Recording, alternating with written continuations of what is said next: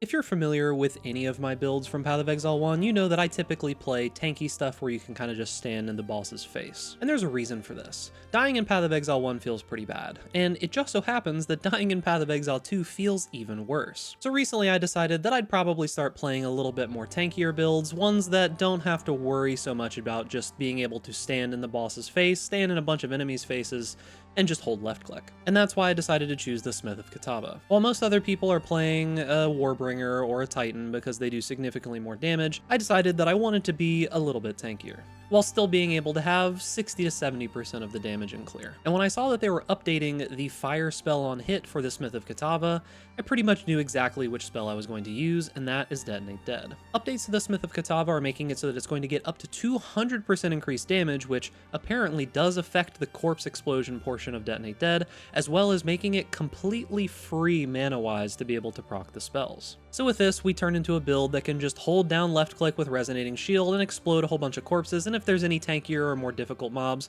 we've got Shield Wall, Shield Charge, and Fortifying Cry. Now I do want to mention that this is going to be a living guide. A lot is changing in this next patch, and I do want to mention that I will be league starting this build. There is a basic setup as well as step-by-step instructions to get through each of the acts as well as the interludes, as well as a basic template for an endgame build that you can start working towards. By the time that you do get to endgame, I will have updates for this, as I myself will be getting there in the first few days. So make sure that you come back to the video and check the guide down on Mobalytics to see any updates that happen over time. I did a full playthrough of the entire campaign and all of the interludes on a new character, seeing how comfortable it would be leveling a shield wall based character. And although the first, I would say 5 to 10 levels are a little bit rough, it immediately gets significantly easier from there. Pretty much all that you have to do is upgrade the armor on your shield as frequently as possible, make sure that you are using at least some kind of resist on your gear, and you can pretty much just stand in every single enemy's face and just hit them. You don't really have to dodge very much, maybe some slams, but you don't have to worry about much else. This is probably the most comfortable experience I've had leveling in Path of Exile 2 ever. Because anytime that you are using a shield-based skill, such as Resonating Shield, you are holding your shield up, meaning that you are always blocking. Now there is the stun bar that you do have to be aware of, but for the most part, the way that I played this character is I sprinted through areas. Even if I got knocked down, it didn't really matter, I wouldn't die from it. And when I found a giant pack of blues or like a huge pack of white mobs, I dropped down a shield wall, hit one of my war cries, one-shot all of them, and keep moving. If I found a rare, it might take 2 or 3 shield walls. And as for bosses, I would walk up to them, drop my shield walls, hit my war cries, hit my shield charges, and just essentially persist until the boss died, which didn't take too long most of the time. And then when you get to endgame and you've got some better gear, even in tier 15 and tier 16 maps, you can kind of just walk around holding left click, let Detonate Dead explode everything, and not have to worry too much. Alright, so this is my endgame character with a kind of a pseudo setup as to what this is going to look like when I get the full endgame stuff going together. The only real big piece of gear that we have here is going to be Constricting Command. I know that this got nerfed, however you might see that it says requires 4 fewer enemies to be surrounded. This is how it's going to be in the next patch. I don't know how rare this is going to be. They might change the rarity of it, even though it's kind of a lower level helmet, but we'll have to see. The base setup in the PoB for the endgame doesn't use this.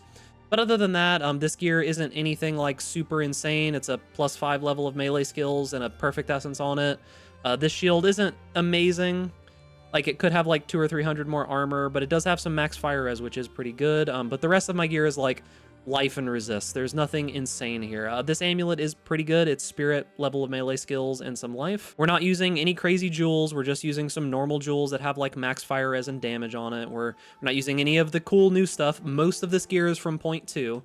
We're just going to go ahead and run a tier 15 map here. This is just a 4-mod tier 15 map. It's crit, monsters break armor, which is actually pretty bad, and stealing my endurance charges, meaning it's going to be even worse. So I am going to try to find a map with a boss on it. Crimson Shores, sure, that seems fine. This is irradiated, and it is a powerful map boss. There's the mods. We'll go ahead and go. So I can just show you how this build functions in a map and give you a little bit of an idea of the playstyle.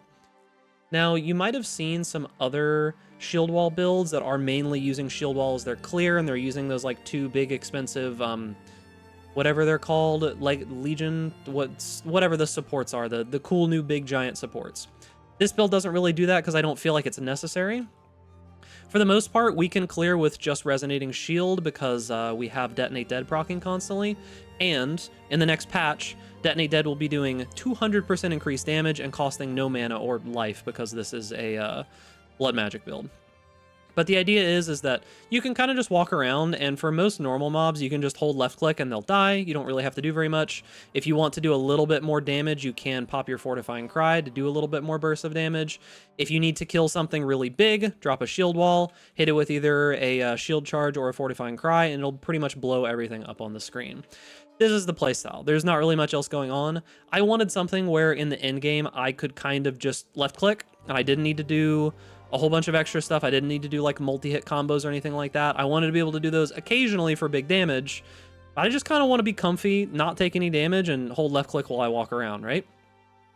Now, as said, this isn't going to have the insane clear that something like a lightning arrow build will have, or, you know, anything like that, like whatever the poison pathfinder, none of that, right? Like this isn't going to be that. I'm going to do my best to make it fast, but even getting knocked over here with a couple flash charges, we're completely fine.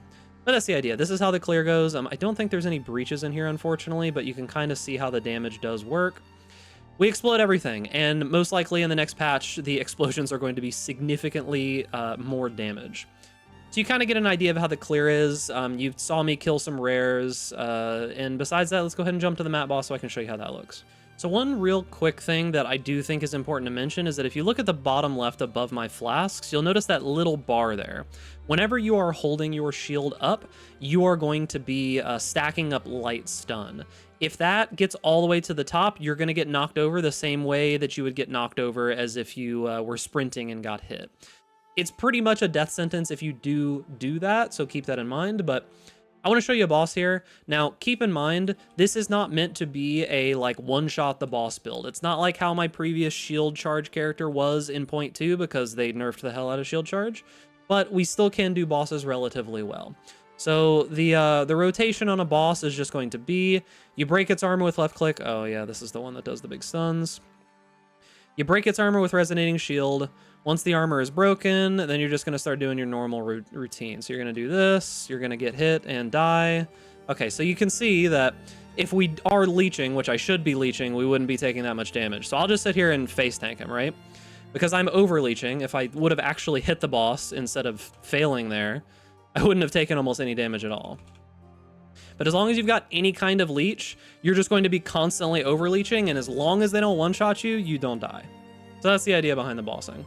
Now, when it comes to uber bosses or pinnacles, whatever you want to call them, I'll go ahead and show you a pinnacle right now. So we're going to be doing this here. This is the Crux of Nothingness, 150. So this is the highest tier that I have access to. I don't know if it goes higher than this. I don't think it does.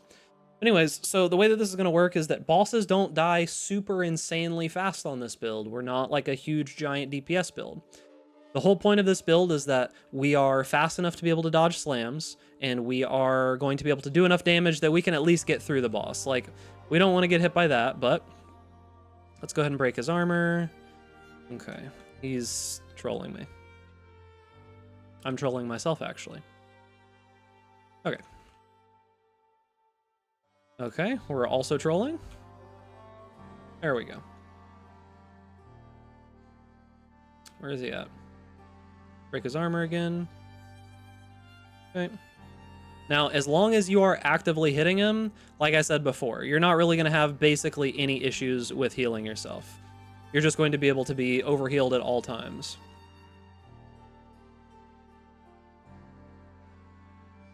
Nope. Stunned. Okay, now we got knocked down. Probably going to die. No, we didn't die, actually, to the slam. See, you can even survive a slam, surprisingly enough. Okay, so I think he's going to send us into the Shadow Realm now. I'm going to skip this because this is like the worst thing in the entire game, so I'll see you in a second. All right, so we're back with the boss here.